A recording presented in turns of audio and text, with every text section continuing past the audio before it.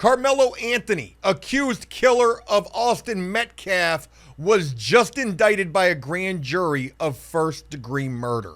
Folks, things are not looking good for the Karmelo Anthony camp. And today, I want to talk to you about what life in prison is going to be like for this guy. Because given this indictment that has just been handed down, that is what he is now facing. Texas teen Karmelo Anthony indicted on first-degree murder charge in stabbing death of Austin Metcalf, 17 years old. Folks, we all know this story. It's been all over the internet. It has ignited even more of a racial divide in this country. Texas teenager Karmelo Anthony has been charged with first-degree murder in connection with the stabbing death of a 17-year-old at a high school track meet in April. Anthony, also 17, was indicted by a grand jury on Tuesday for allegedly killing Austin Metcalf after a dispute over a seat at the University Interscholastic League's District 11 5A championship on April the 2nd. For weeks, my team has been presenting evidence to the grand jury. Today, I summarized that evidence and I asked the grand jury to return a first-degree murder indictment against Karmelo Anthony, which they did. Collin County District Attorney Greg Willis said in a press conference on Tuesday. Keep in mind, Karmelo Anthony is out on a $1 million bond that actually was reduced to a $250,000 bond. And had it not been for those crowdfunding efforts, this guy would still be sitting in jail right now, possibly. But what charge he actually bonded out of jail for, I thought was potentially a lesser charge or something other than first-degree murder. And folks, I would learn that it was exactly that. Karmelo Anthony bonded out of jail on a first-degree murder charge for $250,000. He was originally charged with this same charge that he has just been formally indicted on. And I think that that really should speak volumes to what's going on in this particular case. I'm sure there will still certainly be a lot of speculation because there is still so much that is unknown in relation to this particular case. You would imagine that maybe by this point, he would either not be indicted or maybe when the court case comes up, they're coming at him with a lesser charge. Hey, look, go ahead and plead guilty to manslaughter. But no, the prosecutor had enough evidence to convince a grand jury to indict this young man on a first-degree murder charge. And with that, he's facing life in prison. And given that this took place in Texas, if he's convicted of this, that is exactly what he is going to get. Texas ain't going to play with this guy.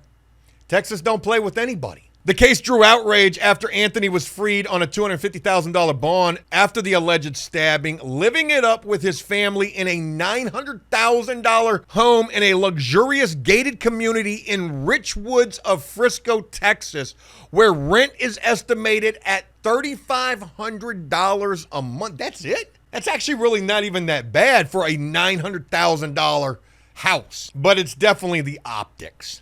It's just not a good look. Nothing about this is a good look. The unfortunate black and white nature of this case, it's not a good look. And it's sad to say that. The immense amount of money that was raised for this guy and then what those funds went towards, it's not a good look. And no matter how you spin this, when this guy goes up into the courtroom, all of this is going to be known by jurors, by judges, by prosecutors, and this is going to be a tough mountain to overcome. And if that potential evidence is in fact video evidence that showcases anything other than what has been portrayed in the media as a self-defense claim, this guy is getting life. A neighbor said he even bought a new car after the alleged attack. Well, if we're going to go ahead and put salt in the wound, we might as well also mention the fact that he was also allowed to graduate, even under heavy opposition from the victim's family saying, whoa, this is a little too much right here. You know, letting this kid out and not making this a big racial divide. I remember the victim's father was really trying to rein things in, get things under control before this turned into another civil unrest. But when Karmelo Anthony was allowed to graduate, I do remember the father or the family writing a letter to the school board asking for that not to be allowed to happen. But they did so anyways. And with the fact that this kid did graduate from high school, could that potentially help him when he goes to court? It won't. He's a high school graduate. He had never been in trouble before. But if all signs point toward first-degree murder and a conviction of that, nothing else matters because the guidelines for first-degree murder are going to be life in prison. Still, he had convinced the judge to lower his bond from $1 million, citing financial hardships. I wonder how things are going for these folks right now financially these days. Anthony told cops he was acting in self-defense, with the family claiming the narrative being spread is false, unjust, and harmful on a GiveSendGo.com fundraiser page for their legal fees, which has raised more than $530,000. Now remember, they did have a GoFundMe set up, and that was taken down. So then they went over to GiveSendGo, and they seem to just don't let anybody have a crowdfunding campaign. And I'm not even speaking so much to this particular one. I remember another case. I think it was for the guy that ran over the cop after another cop had shot and killed his son. I remember that there was a GoFundMe that was set up for him, and then the police union tweeted out like, GoFundMe, what are you doing? Like, this is crazy. And GoFundMe did oblige and take down that crowdfunding campaign. But GiveSendGo did allow that individual to have a shot at a crowdfunding campaign. Soon after the indictment was handed down, Anthony's lawyer, Mike Howard, put out a video message reiterating the claim that his client's alleged actions were in self-defense. We are confident that when all the facts are presented and the full story is heard, the jury will reach the right conclusion and justice will be done. Folks, this is going to be a massive court case, just like the likes of Karen Reed and Diddy, but only comparing them for the fact that this will be definitely a case that's going to be all over every type of media. The DA's office said Anthony could face life in prison if convicted. Could face life in prison if convicted. That is the sentencing guideline for first-degree murder. So with that, playing devil's advocate here, how will Karmelo Anthony survive a life sentence in prison? I hate to say this, but I feel like he'd probably be okay. Will static be brought his way? Oh, for certain.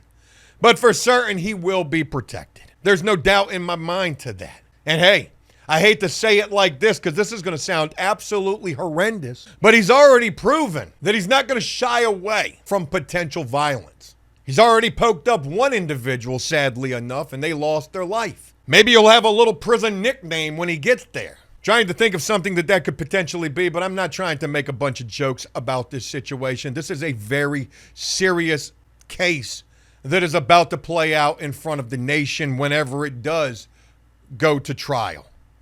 I don't know, and I'm trying to think, and I'm sure probably in some case there probably has been somebody, but to be charged with a first-degree murder charge and to be out on bond does seem just a little diabolical in my personal opinion. But I'm quite certain without even knowing that he's not the first person to be given a bond with a first-degree murder charge. But he's certainly probably one of the few who's actually been able to make bond on that particular charge.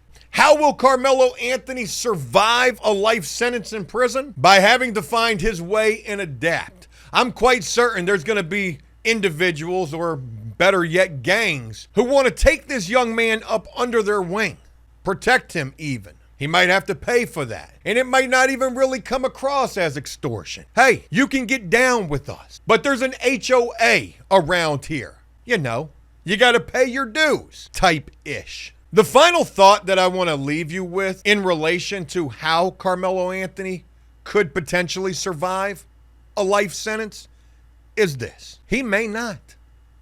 Given what actions he took when provoked in whatever way allegedly that would cause Austin Metcalf to lose his life. Buddy, if you end up in prison serving life, you're going to be tested. And how you react in those situations will really determine how your time is, and more importantly, whether or not he's actually able to survive at all. Keep messing around with that same type of energy that led him to this potential road that he's about to go down. You might really F around and find out in the Texas Department of Corrections. Because I can all but guarantee you, them dudes ain't playing where he's going to probably end up if he gets convicted of this first-degree murder charge.